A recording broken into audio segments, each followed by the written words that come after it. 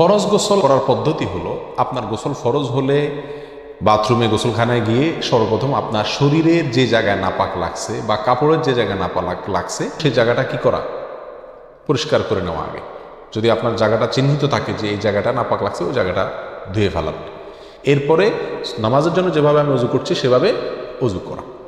এরপরে অজু করা, হাতের কবজি ধোয়া, এরপরে কুলি করা, নাকে পানি দেওয়া, মুখ ধোয়া, হাতের কোণে পর্যন্ত ধোয়া, মাথা মাসা করা, এরকম অজু করা। অজু করার পরে এবার আপনি গোসল করেন।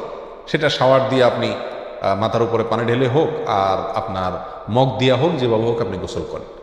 গোসল করা শেষ হয়ে গেলে, গোসল করে যখন বের হয়ে যাবেন, তখন যাওয়ার আগ দিয়া ওই যে পাও দেওয়া বাকি আছে অজুর, যাওয়ার আগ দিয়া পায়ের ওখানে পানি ঢেলে টাকনো পর্যন্ত পাও ধুয়ে ফেললেন, বাস গোসল হয়ে গেল।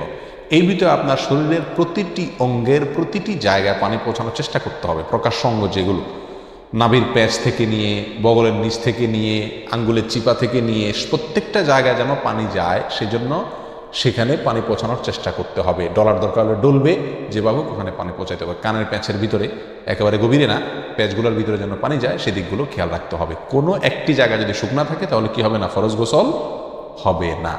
অতএব পরিপূর্ণ শরীর যাতে ধোয়া হয় সেদিকটা খেয়াল রাখতে হবে। নেল পালিশ ইত্যাদি বা কোনো রং টং ইত্যাদির কারণে যদি কোনো আবরণ থাকে শরীরের উপরে, তাহলে সেগুলো সরা নিতে হবে, তাহলে কি হবে না, ফরজ গোসল আদায় হবে না। কথা, প্রথমে শরীর এবং কাপড় থেকে নাপাকগুলো ধুয়ে নেব, এরপরে অজু করব পূর্ণাঙ্গভাবে, পাও ধোয়া বাদে, এরপরে গোসল করব। আর বের হওয়ার সময় দোনো পাও টাকনো পর্যন্ত ধুয়ে তারপর বের হয়ে যাব। এই গোসলের সাথে আমার অজু হয়ে গেল। এই গোসলের পরে আর কি করার দরকার নাই, অজু করার দরকার নাই। অনেকে গোসল পরে অজু করেন, এটা কোনো প্রয়োজন নাই।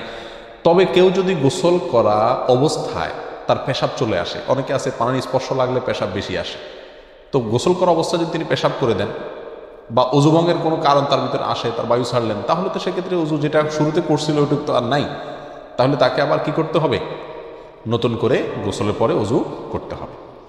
এ হলো মোটামুটি ফরজ গোসলের পদ্ধতি।